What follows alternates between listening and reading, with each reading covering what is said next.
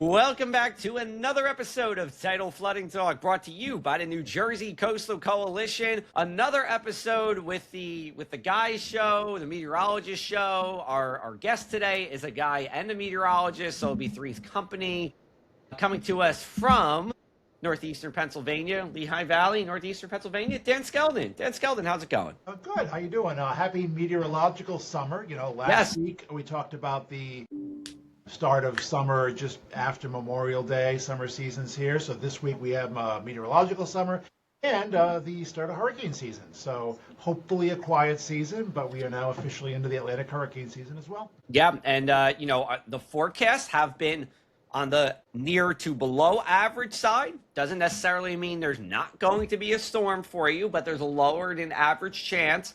And of course, with coastal storm, with coastal storm, yes, but hurricanes come tidal flooding, and we are always talking about what we can do to protect our shorelines. One of the things you can do to protect your shoreline is being engaged and aware of what the weather is. We could go on for a half hour about weather apps, your Apple weather app, your Google weather app. The short story is a lot of these weather apps, they take computer model data and just spit it out without any human massaging or, no human input. Listen, if it's sunny and dry for 5 days in a row, okay, it doesn't really matter if it's 77 and your weather app says it's 73, right? But when there's big storms, Dan, how many times do people tell you a week before snow might come? Dan, I saw 12 inches on my weather app. Do you think it's true? Happens all the time. Or the weather app says, thunderstorms at a specific time, and people take that verbatim. Or you can go on and on. Weather apps can be a great resource and a great headache at the same time for meteorologists. Yes, but that has changed. There is now one weather app that I can now say that I recommend it, because this man right here, Cory Mottice, developed the best free weather app in human history, and he's here to talk to us all about it on Tidal Flooding Talk. So, Cory, welcome to the show. Yeah, thanks for having me. I appreciate it. No problem. So, the app that we are talking about is the Everything Weather app. You can find it on the Apple Store. You can have it on the Google Store. There is a free version. There's a paid version, which I have subscribed to. Cory, people tell me, I just said it, people ask me at least once a week, Joe, what weather app do you use? I'm like, well, I really don't use weather apps. But that has now changed, because I said there is the Everything Weather app. And what's so great about this app is that this is all data from the National Weather Service and NOAA and your partners. You are a National Weather Service, meteorologist yourself. First of all, thank you for making the app. Thank you, Cory. It was my pleasure. It was a lot of fun, and I still enjoy trying to get as much data in there as possible, and trying to keep it on a level that's useful to everyone, not just for the weather geeks like us. Yeah, no, absolutely. So I'm going to give a little backstory, and Cory, feel free, if I'm saying something wrong, feel free to chime in. Mm-hmm. Sometimes people ask, well, why doesn't the National Weather Service have an app? And my understanding is that you are prohibited by the National Weather Service to have an app because you can't compete with private enterprises. Is that correct? Oh, I don't know where it stands today. Years and years ago, that used to be the case. Today, it's more of just the funding side of things. It's a lot to maintain an app for multiple different phone devices and all that kind of stuff. There's been some talk about potentially doing that in the future. They're trying to optimize mobile sites for it and everything. I don't think that's necessarily the case anymore, but honestly, I'm not completely clear on where that stands today. Okay. And just tell us real briefly, what is the value to having this app in the sense of there is actual data from meteorologists at the National Weather Service, right, that are, curating this data that you're then putting out, as opposed to, let's say, your Apple weather app? That you hit the nail on the head. It's coming. There's someone looking at the data.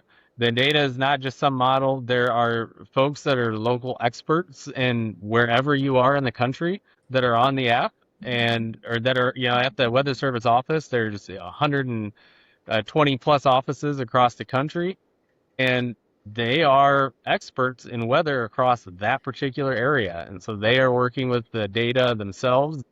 putting their own discussions in, for what they're expecting to happening and the reasoning behind it. And so you have your local experts basically at the tip of your fingers. Corey, how big of an undertaking was this for you? Like said, it's monetarily, it can be expensive to maintain an app or build an app. So what kind of sparked your desire to do this, and how big of an undertaking was it? It was pretty significant. I had never developed an app before. I'd never written any code before, so it was learning on my own. This is before AI is like it is today when I started this. So back then it was handwritten codes and going into YouTube and watching videos and following tutorials and just learning. And initially I started making it only for Apple and then realized it's way too much work for one person to maintain an Apple app plus an Android app separately. So then I knew I had to learn React Native, and there was just a lot that went into it. It was honestly a year plus of just kind of tinkering around with it, learning the code before I even really started making a lot of progress. So who's on the Everything Weather team? Is it just you, or do you have other people that are helping?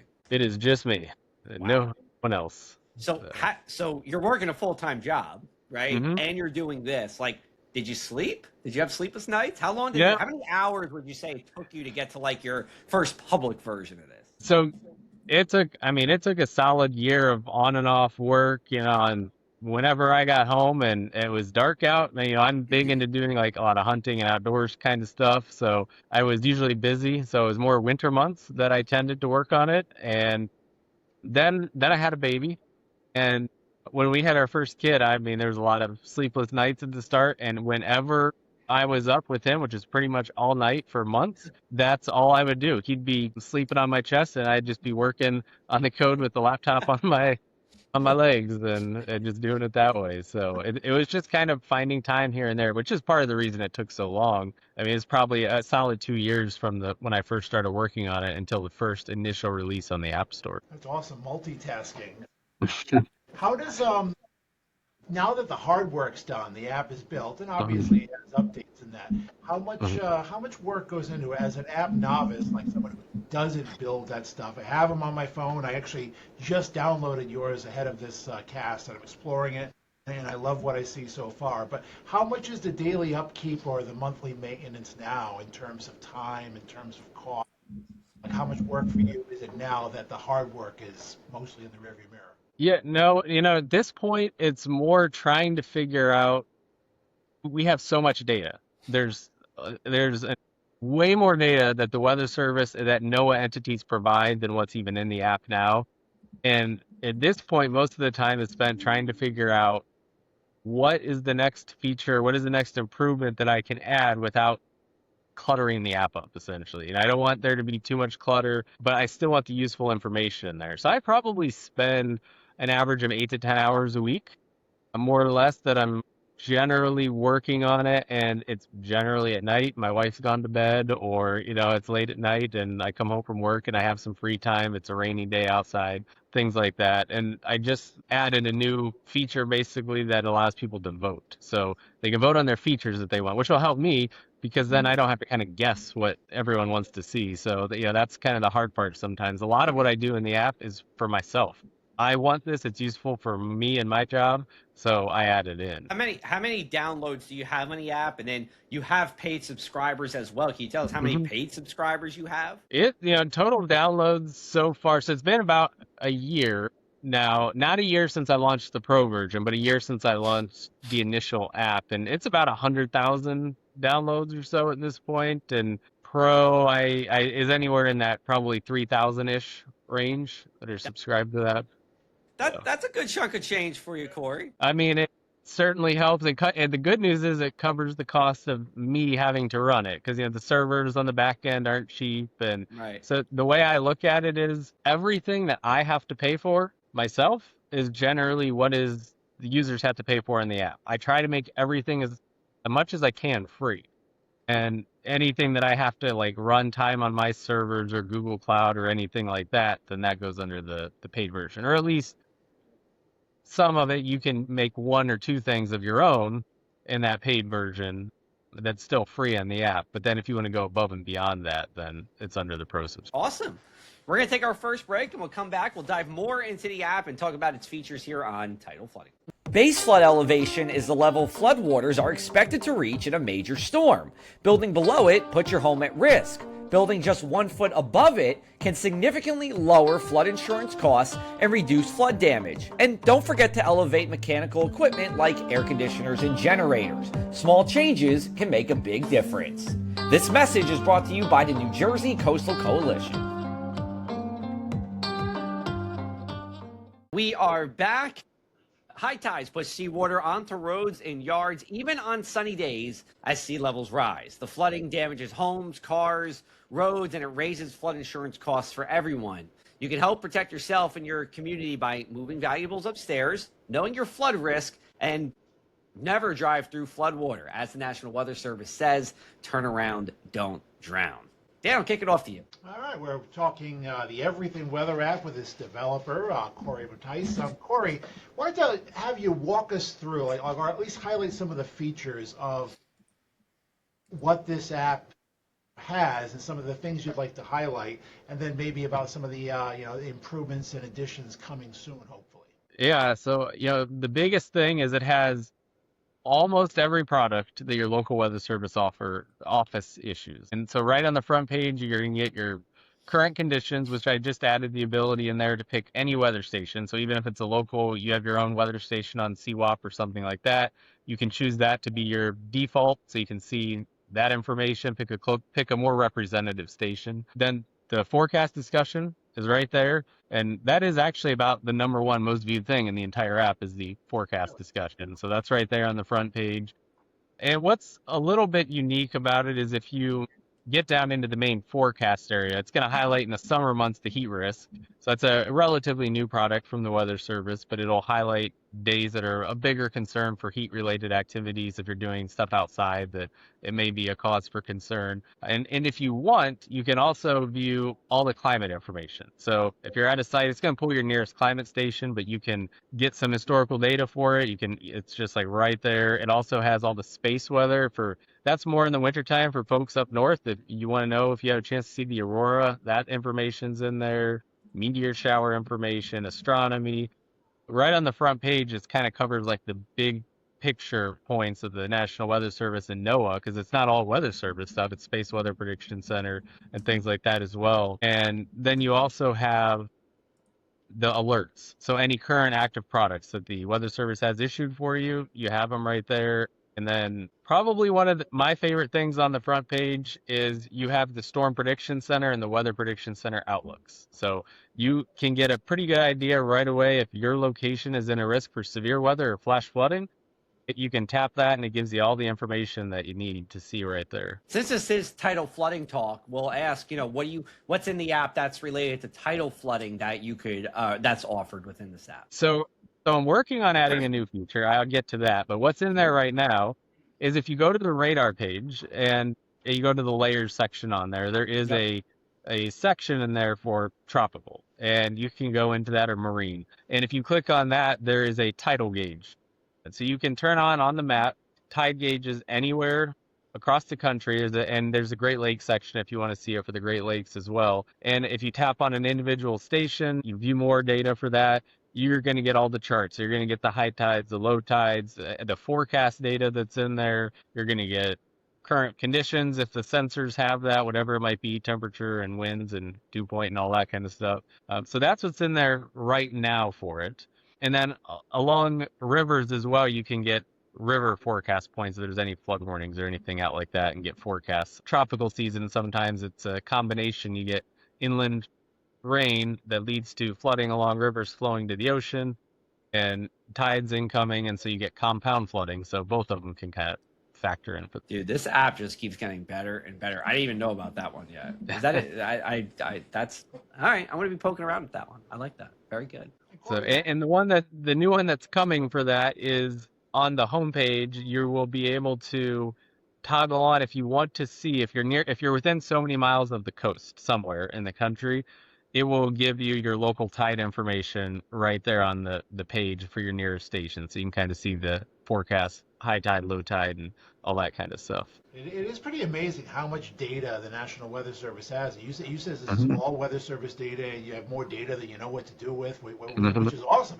I guess it's a good problem to have, and how much stuff you packed into here. What are some of the requests you're getting? You say you kind of opened it up to your app users as far as what they want to see added to the app. Like what are some, like, let's just say the top three things that your users are striving to see? I'd say the number one by far, and this is before I opened up the voting on it, it has been the forecast, rainfall alerts. Like rain will be arriving at your area in, 30 minutes kind of thing. Well, the Weather Service, of course, we don't have anything like that at the Weather Service. And I've tried some third-party ones, and I have a ton of different apps on my phone. I try them out on there. They're just not very accurate. And I do not want to add information like that into the app that is not something that comes from an official source. So it's high on everyone's wish list, but it's not something I plan on adding, certainly not anytime soon, because it's just the quality of it. I know it's a kind of a novelty and people like seeing it, but the purpose of the app is to have official vetted data and not try to pull in some kind of third party like that into it. Other than that, a lot of folks want to see, let's see, I'm so an ideal one would be like raw level two radar. Things that you get Can in you like explain what radar that is? scope. What's that? Oh, I said, can you explain what that is to our listeners? So raw level two radar is like the high resolution radar that we're looking at in the office if you're at a National Weather Service office that's on the computer. It's things that you can get in apps like Weatherfront and WeatherWise and Radar Scope, and you can sample the data real time. I I don't know enough about coding yet to really I can do it on my own for my own app, just for my single phone. I can pull in the data, but to be able to serve that much data, these files are absolutely enormous coming off of Amazon Web Services server where they're hosted. And so being able to do that and serve I can get millions of hits on it a month, and trying to be able to figure out how to do that for very low cost to me, because I don't, it's something I don't want to run up the cost on my end very much. I want to keep it as manageable as possible. So that's been a big request, is getting those products in there. But I would love to do it. I'm trying to figure out how to do it, but I have yet to figure that out. I just voted for the UV index. Yeah. So, and that the EPA has. So that is on the planned list. I do plan on adding some kind of UV and pollen, both of those. Some kind of pollen forecast. The EPA, which is a government entity, does provide some of that information. So I haven't begun working on it just yet, but I do plan on looking into that. Awesome. All right, we're going to take our final break, and we'll come back with Tidal Flooding Talk in just a minute. Thanks to the New Jersey Coastal Coalition, your flood insurance bills are lower and your streets safer from the reality of flooding. Since beginning in 2013, we build more resilient shoreline communities. Our member towns develop and share in best practices that anticipate future concerns and create flooding solutions. From our town-specific free web app for flooding information to our weekly Tidal Flooding Talk show, we focus on flooding 24/7. Visit www.njcoastalcoalition.com for more. Welcome back to this week's Tidal Flooding Talk with meteorologist Joe Martucci. I'm Dan Skeldon. We're talking everything weather app, everything about the Everything weather app. We're with its founder, Cory Mottice. Cory, great to have you on. I guess, let me ask you, what's the selling point? Like, why is your app? I mean, there's so many weather maps out there. And Joe, of course, sung your rightful praises at the beginning, and kind of highlighted some of his features. But what's your couple sentence or 1 minute pitch as to why your app stands out among all the other ones out there?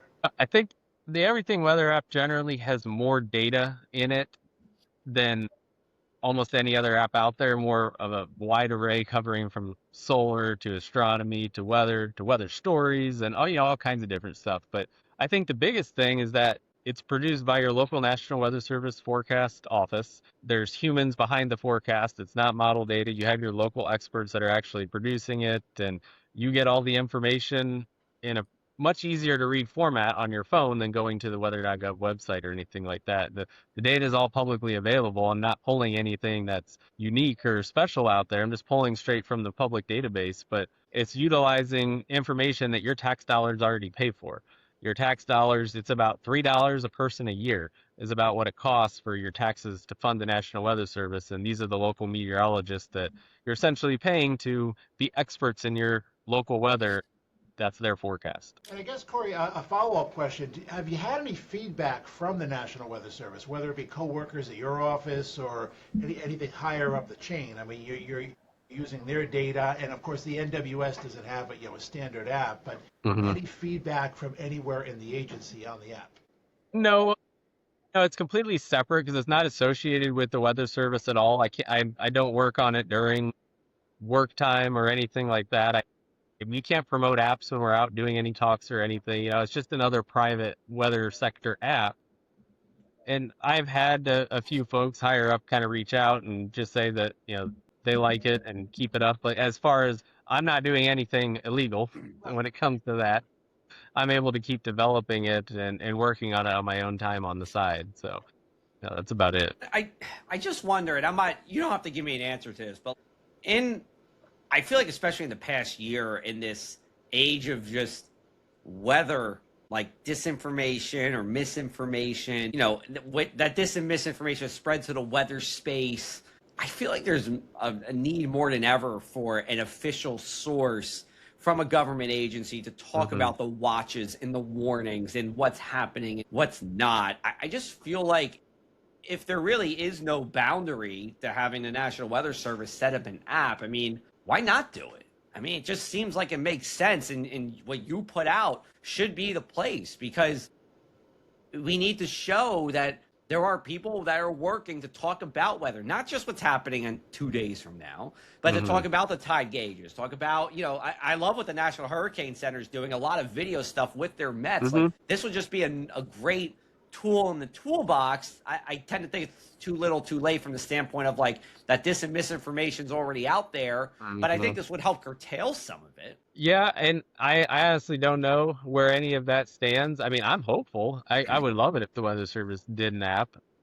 I don't know what the realistic odds of that are, but I do know, like you said, the Hurricane Center is doing some good stuff this year, but they're also, in past years, if you went to the Hurricane Center mobile website, it was pretty much unusable on your phone. It just looked like a desktop app, but they have a brand new mobile version of their website, but it's still a website. It's not an app, which I know for a lot of folks, that's a huge drawback. You want to go to the app store and just download the app, but you can save like their mobile.nhc.noaa.gov or something like that. I don't remember the name off the top of my head, but their mobile version of the website, which I think will be launched here in about 2 weeks or so, start of hurricane season, it should be launched. And it's much cleaner. It looks really nice on your phone. And I know weather.gov 2.0 will be coming in the future at some point, and they're planning on doing something similar, but I'm not sure if there's any plans at all for an app. I think it's great.